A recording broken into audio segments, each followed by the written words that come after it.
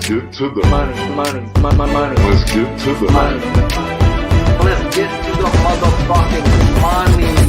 Fuck the bookies, fuck the bookies. FTV screaming fuck the bookies, fuck the bookies, fuck the bookies, fuck the bookies, fuck the bookies, fuck the bookies, fuck the bookies. FTV screaming fuck the bookies, fuck the bookies, fuck the bookies. Middle finger in your ass, screaming fuck the bookies. Woke up in the morning, grab my little black book. Yesterday can eat a dick, cause we lost by the hook. Can't win them all, so you never see me get shook. Today's a new day, the bookmakers getting cooked. When I spot a dirty K, the 4 units getting played. Always find the value, I would never be afraid. Scared money don't win, but I'm not going all in unless I see a bet I love, then I put my balls on a bookie's chin.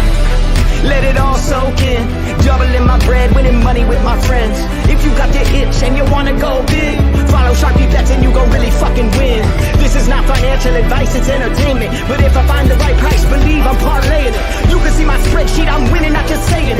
Profit in the green every week, I'm never negative. I can bet an ace or a shitty all picture.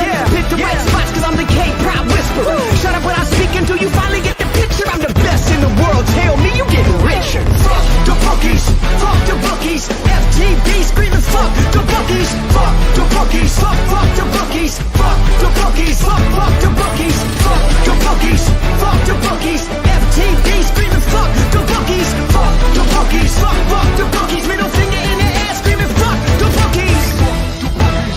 Let's get to the motherfucking monies.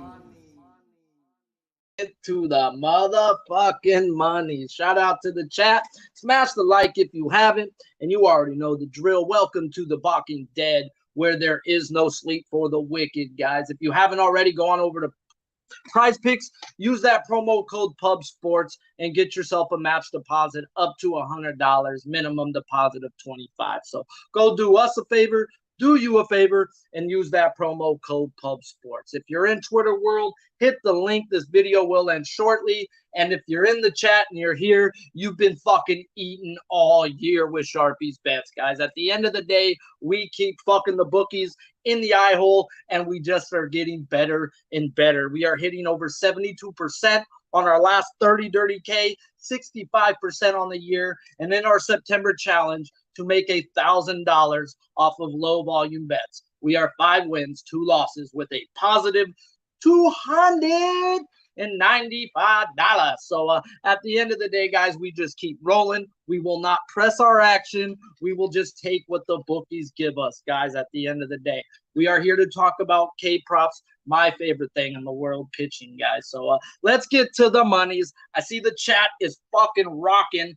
It's Monday. You know we pulling 100 plus, and we gonna get to the money. So let's talk about the first guy on the board, number 29 in the black book, Framber Valdez. Opened up this morning 7+ at a +100. Right before the show, it moved 2 cents to a +102. So no big deal there. Actually, when I bet K-props, I fucking love when they stay the same. Like, please just stay the, or go against me. I've actually seen my ROI is actually crazy when it goes against me. When it goes with me, that's when I'm like, here we go, guys. I'm fucking thought I was on to something. When everybody thinks they're on to something, it never works out. So at the end of the day, line's the same. Sorry for the little rant right there, but 6.5 on Prize Picks, 40.5 is his fantasy score, and he averages 7 strikeouts over his last 8. And he's 6 wins and 4 losses to that number 7+ over the last 10. So right off the bat, I know, okay, whoa. There's something up with this line. Can I figure it out? Because there's something up with my cat who's running around like a clown, and she just ran behind me. But at the end of the day, I have to think, what's going on? Why are they giving me a 7+ when he's hit this 60% of the time?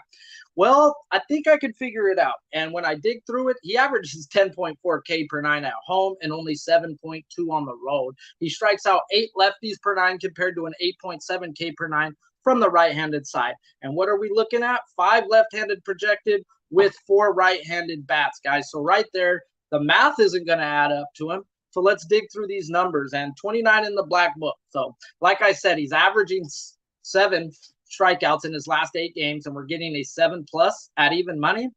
Okay, guys, at the end of the day, he's hit that 60% of the time, and we're getting not the implied juice on that at even money. The implied juice of a 60% prop isn't even money. So let's get a little deeper into it, guys. He averages 3 strikeouts more per 9 at home, like I said, breaking down his math. And then it's the second time seeing this team. He played them May 7th, and he went 6 innings, 2 earned runs with 7 strikeouts. This team was walking at a 10.3%. They weren't striking out at a 22.1%, and they weren't hitting the ball. 240 average, 627 OPS, and an ISO of a 0.69. And then we run their numbers up to that versus today, and it says, oh, fuck me running. This team is not striking out at a 16.7% clip. They are not walking, though, so that may be the detriment to them today, 6.7 walk percentage. But they're crushing as a team. 293 average with an 831 OPS and an ISO of 186 over their last 200 plate appearances versus lefties. So at the end of the day, guys, I try to play dirty Ks that are nice and easy, where I can project the guy to be out there 6 innings to 9 innings and get the strikeouts and not really run into trouble, guys. I'm expecting a nice, easy day when I play a dirty K. There is way too much volatility in these numbers for these Detroit fucking Tigers and the way they're hitting lefties. That just right there is enough for me to say pass, let alone the guys' strikeouts on the roads. Do go south, and they are projecting more lefties in the lineup, which to me is his strikeouts go down versus them. So just not enough things say yes, yes, yes. But at the end of the day, he's been either yes, not no. So it's either over or not with Valdez, but I just can't see anything for me to go out there and just hammer it. And if I can't hammer it, I just don't bet it no more. I stop betting half units, stop betting quarter units. If I don't trust myself enough to go balls deep in a bitch, there's no reason not to then, guys, at the end of the day. And it's been really good to all of our bank accounts. So shout out to everybody here. It's Monday. Hit the damn like, hit the share, hit the retweet, and let's get this place cracking. And let's talk about the other guy. And it's Monday, guys, so I had to talk about a few guys that weren't in the black book, but that were in good situations. So I figured that I'd talk about Mike Minor, because I know a lot of people would look to go play this guy versus these Pirates. And this morning he was at a 5+ -148. That -148 has moved up to a -179, and his 6+ has stayed the same at a +104 both ways. Prize Picks also has him at a 5, and his fantasy score is not available. I wish they did have his fantasy score, because I think this guy goes out there and gives up his butt cheeks, guys, and let's get into it. He's averaging 3.7 strikeouts over his last 8, and we're getting a 5+. This is strictly in how the Pirates have been. But once again, guys, I track people every 200 bats, and the Pittsburgh Pirates are starting to come back down to life. So they're still striking out, but we'll get into the numbers when we get into the numbers. They aren't striking out the way they were the first 2 times Mike Minor has played this team. He is averaging 7 strikeouts on the home or at road, so it doesn't really matter. 7 K per 9 is that guy's number. Then left-handed, he dominates. Well, doesn't dominate. Compared to him, he dominates. A 7.7 K per 9 compared to just 6.8 from the right-handed side. And what do we know about these Pittsburgh Pirates? They got a lot of switch hitters, guys. So that means they are looking at loading up 7 right-handed bats to 2 left-handed bats. And it's not that he doesn't really strike out right-handed bats. It's righties are hitting 313 off this guy, where lefties are hitting at a 233. So it's no coincidence that the 2 times they've already played, that they've got him for 4 earned and 5 earned runs respectively both times. And now they get him again. He played them 7-7 and on 821. And their strikeout numbers were absurd. 32.2% with a 5.5 walk percentage the first time he played them, but their ISO was 198, so they were at least rushing the ball when they did hit it. And he went out there 6.1 innings, gave up his butt cheeks with 4 earned runs, but got you them strikeouts with 8 strikeouts. Then he went and faced them again, like I just said, on August 21st. Terrible walk percentage like they've had all year versus lefties, a 5.4 walk percentage. The strikeout percentage came down 4% from the first meeting, but it was still bad. 28.8% is terrible, guys. And a 229 average, 672 OPS, and an ISO of 155. 5.2 innings, 5 earned runs with 1 strikeout. Now he gets them again, where their strikeout rate is actually the least he's actually going to see all year, 24.1. 24 is bad. 27 is where you want to go look the knife put in them, guys. And 236 average, 638 OPS, and an ISO of 130. So they came back down to life on their ISO. But at the end of the day, this team ain't striking out like they were. versus lefties, and they've had this guy's number, and this guy can't get righties out with allowing a 313 batting average to them. So it's a Pittsburgh Pirate team total or not for me in this game. I know this is a prop show, but I would fade this guy as much as I can, as I would fade the other guy on the mound, freaking Bryce Wilson, whose ERA in the first 2 innings are above 8. And once he gets through the first 2 innings, Wilson does calm down. So I might actually go just look for a run first inning in this game, guys, because we got 2 bombs. And there's no way in hell would I back Mike Minor on a strikeout prop, even versus the Pittsburgh Pirates, guys. And I get it, guys. I like to play my guys in spots. I don't like to run guys in spots. And speaking of, we were on Rodgers, guys, this morning. And I'm going to tell you, I haven't been on Rodgers all year this year because Rodgers has been sucking dick under a bridge for milk money, and he's lactose intolerant. But I preach on the show to go read newspapers, guys. You're going to learn more from a newspaper or from a beat writer than what you can hear from most of these guys on the internet or on ESPN or any other fucking show, because they just don't do it. They don't get the fucking information that you guys need, guys. And at the end of the day, John Gray, we'll get into him, but I just ran Rodgers, guys, and Rodgers has been trash all year. But the newspaper said when he came off the IL, he was telling this is the healthiest I've been all year. I've been pitching not healthy. I feel really good. Woo, woo, woo. You can't always trust what they say, so hear what they say and watch. I went and watched 2 fucking games of Rodgers, guys. Trevor Rodgers went out and had 2 good games versus Tampa Bay and the Phillies. Good. Then the spot came up versus these bum-ass Rangers this morning. And what did he do? He went out there and put his nuts on the table and did what he was supposed to and cashed just our ticket. Now, am I going to go run Garrett? Because he's a lefty, and he's about to go up versus the Texans. Well, let me tell you something that I should have paid attention to last week, and I ran into a wall with you guys. I hit Bassitt in the morning on a doubleheader, and Jacob fucking DeGrom didn't hit. Bassitt had 8 strikeouts in that, guys. Well, where I'm getting to is when a team strikes out a boatload the first game, I'd be very, very careful of it the next game, guys. At the end of the day, they are professional hitters, and, you know, they're going to have a bad game or 2, guys. Baseball is a game of failure. The best hitters hit 3 out of 10 times.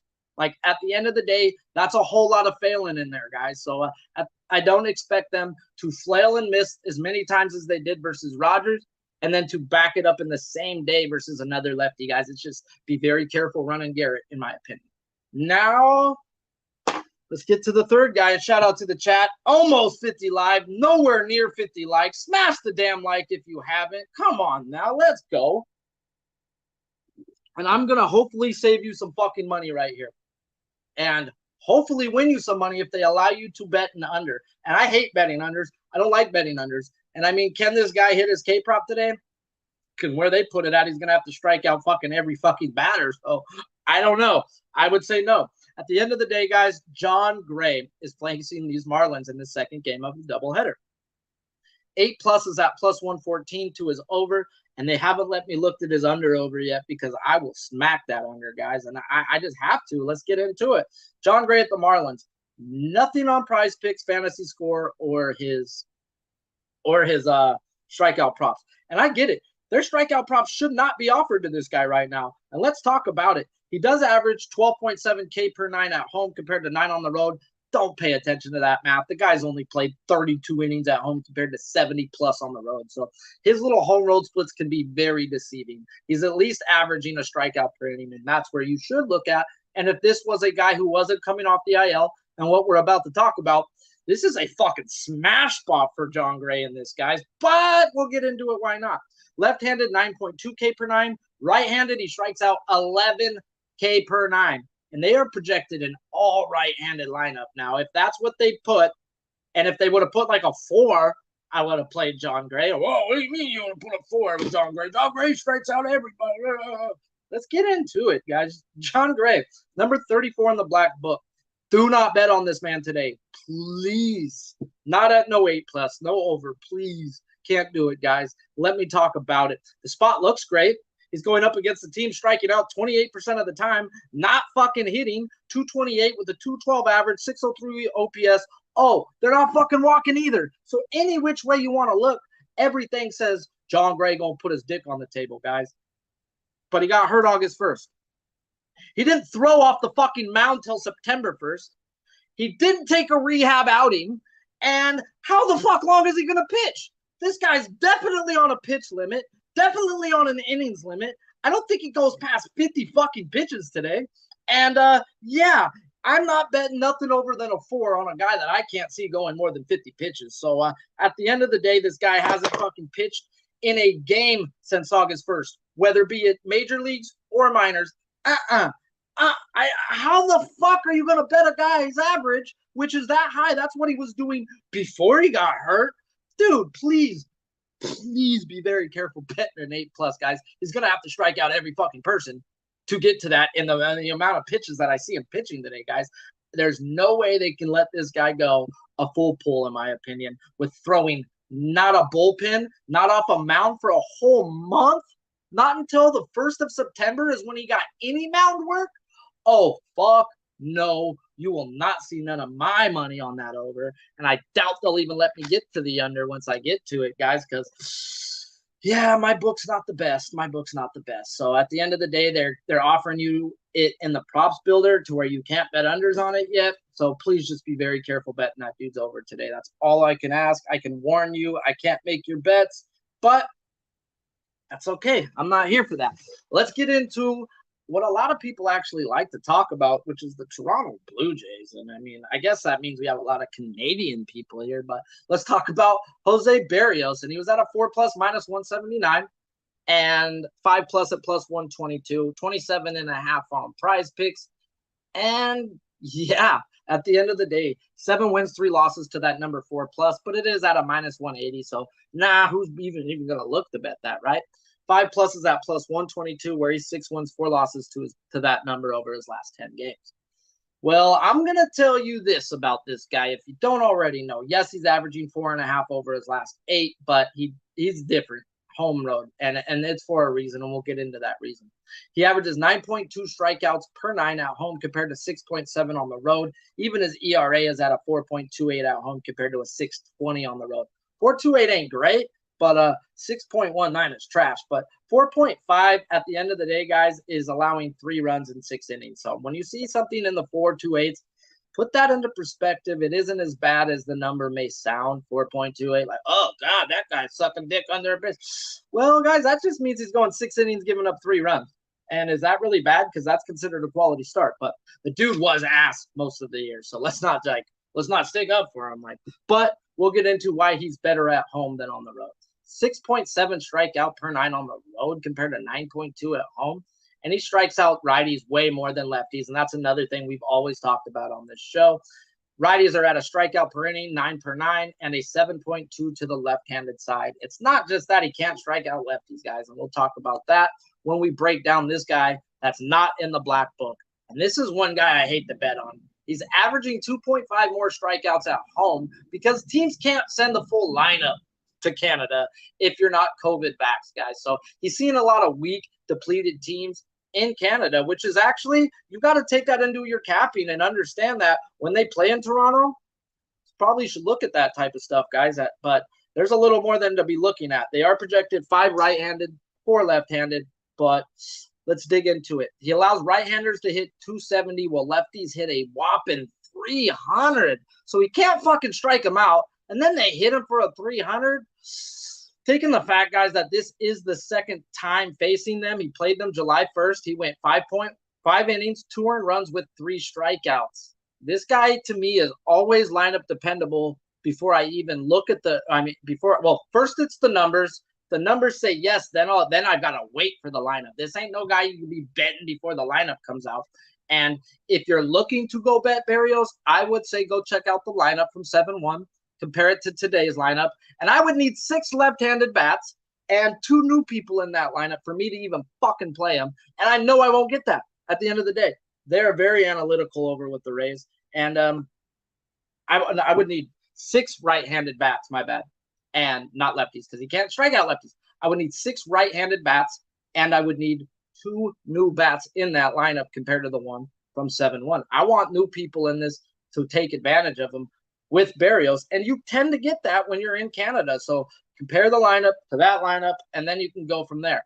Still, the numbers don't tell me to go fucking play it, even with 7.2 21% strikeout rate. They're hitting 270 with a 745.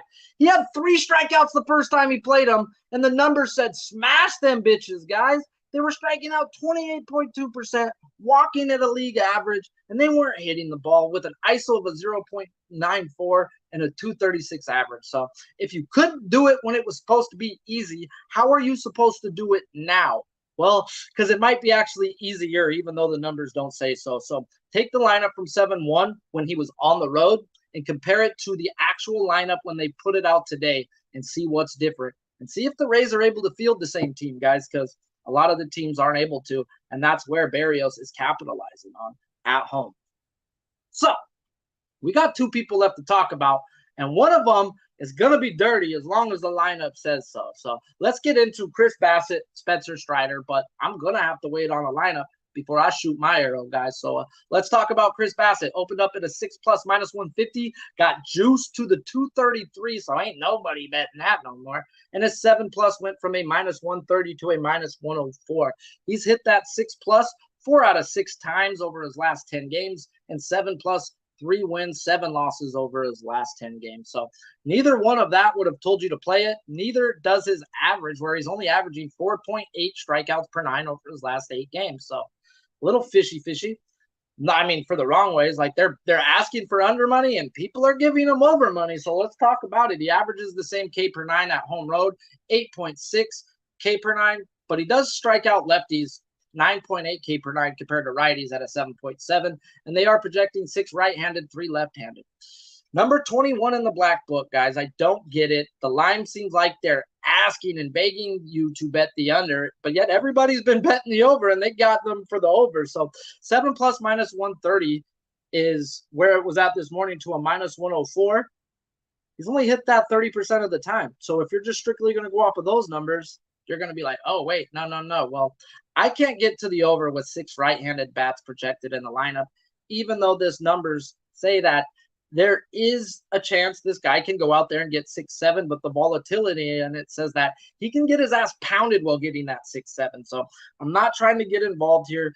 The strikeout number is right out that 24%, where it is bad, where 27 is put the knife in, but 24% is bad. They're just hitting the ball a lot better, guys. 255 average, 734 OPS, and a 162 ISO. Just nothing in it right there telling me that I just want to go attack it. I like attacking teams that are left-handed dominant versus Chris Bassitt. Like I wrote you down the numbers right there. We got on them last week because they put 8 left-handed bats in that Pittsburgh lineup. That was the end factor for me, guys. Like, you're going to load up lefties versus a guy who strikes out 10 per 9? Nah. That's when I'll take advantage. So not everything in the math says no. The numbers say yes. I've got to have everything add up, in my opinion, for me to play it.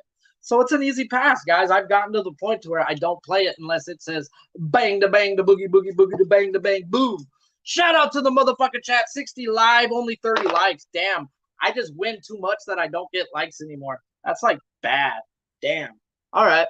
Oh, well. Spencer Strider at the Giants, 7.5 on Prize Picks, 43.5 on Fantasy Score, 8+ plus 102 is where he was at this morning, and now he's at a -114 at that 8+, averaging 8.6 strikeouts per game over his last 8 games. Is that fishy? Well, let's zoom it back. He has 5 wins, 5 losses to 8+ over the last 10 games, so I don't fucking think it was fishy one bit. And the implied probability was a 50-50. It was close. Now it sure is at that -114. They're straight up like 50-50 coin flip if he gets it. And let's talk about it. He averages 14.6 K per 9 at home, 12.7 on the road, 11.8 versus lefties, and 16 K per 9 versus righties. Woo! And they're projected 5 right-handed, 4 left-handed bats. And let's talk about it. Spencer Strider, guys, the beast. And I know someone asked me earlier about, is Spencer Strider on a pitch limit, on a pitch count? And they've actually brought it up and talked to him. And he said, until you can show me the facts that me pitching longer is detrimental to me and that I'm getting worse, then I will listen to you. So Spencer Strider is one of the few people who fucking takes his workout program crazy, like that religious crazy. And the fact of how much time this fool watches, learns, and invests his time on spin rate. This guy understands spin rate. He's always been about trying to manipulate and understand spin rate. His spin rate was down the first time the Giants went up against him. Shout out to my guy, Spin Doctor, who did throw that to me earlier when we were talking about this guy. He's like, bro, their spin rate was down the last time. Well, I says, well, dude, that dude pays attention to spin rate more than anybody else. Well, at the end of the day, guys, I don't see no pitching innings, no pitching limits on a guy who's been humming. If anything, they'd probably cap him around that 6 innings, 90 pitch mark, guys. And that guy should be hitting us 8-9 strikeouts by what he's been doing in that time. But let's get a little deeper into it, guys. We can't just be like, oh, this guy just hums versus everybody, right? Well, there's something in here just breaking in my stomach telling me to kick back and watch. But second time seeing this team, guys, he got cracked the first time. 3 innings, 6 earned runs with 4 strikeouts. They were walking 13.7%, not striking out at a 14.2% clip. And they weren't really hitting the ball, though. 203 with a 660 OPS and a 135 ISO. But they got to him.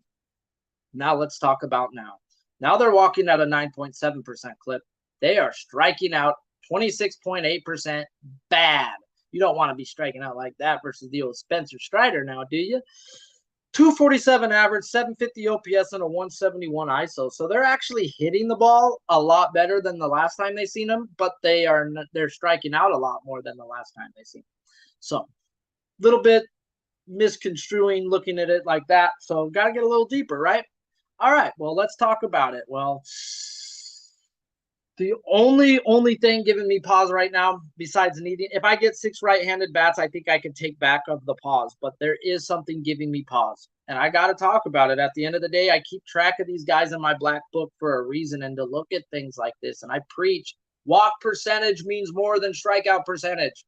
Period. If you're just strictly looking at strikeout percentage, oh, I feel bad for you guys. So at the end of the day, a team could be striking out like 30% of the time, and that 12% walk rate might murder you guys like at the end of the day. So please pay attention to it, factor in it, do a little adding, subtracting, and if they're walking a lot, pull that strikeout percentage down some, guys, at the end of the day. And when I see a Spencer Strider, when I go through my book and I see him versus a team with a 9% walk rate or higher, and yes, they are striking out a lot, but they are walking 9.7% over their last 200 plate appearances. Now, what am I going to get? What am I going to get when I print this out? He's 1 win and 4 losses to that number 8, guys. Yuck. 7, 8, 4, 7, and 7 in that spot, guys. So, but he's never faced a team with a higher than a 23.3 strikeout percentage in that time. So there is that 26.8 that should push all those 7s to an 8, guys. At the end of the day, 5 righties is enough for me to like want to play it. 6 righties will mean I will dirty that bitch. At the end of the day, I don't put half units, and I'm not betting quarter units no more. It's been really good for the bankroll. If I can't go balls deep, then I just got to let it go. If he hits it, cool. I want them to hit their K-props. Just stay at their average. Don't be going too far over, because then we got to bet higher averages, guys. At the end of the day, we are here to take advantage of averages and smash the bookies when told. This is either over or not. If you're betting the under on Spencer Strider, the fact that he's hit 7 3 out of the 5 times and 8 1 out of the 5 it's a sweat betting that if you're trying to bet that dude's under. So there's no way in hell I'd look under. It's either over or not, and the more righties the better, but I need 6 to get dirty. So shout out to the fucking chat. 60 live, 37 likes, finally coming through for your boy, smashing the like. That's all I ask, guys. So do yourself a favor, do me a favor. Go on over to Prize Picks. Use that promo code PubSports. Why? It's like saying thank you, Sharpie. Thank you for all the fucking winners. Thanks for helping me pay for the fucking school clothes. Thank you for dinner again. Hey, thanks for buying my kids Christmas presents already, Sharpie. You are that fucking dude. I don't ask for tips. I don't ask for money because I bet my own fucking plays. At the end of the day, Prize Picks, baby. Go use that promo code PubSports. By you using that promo code, it's like saying thank you a million times. So until next time, guys, let's fuck with our eyes open and stay dirty.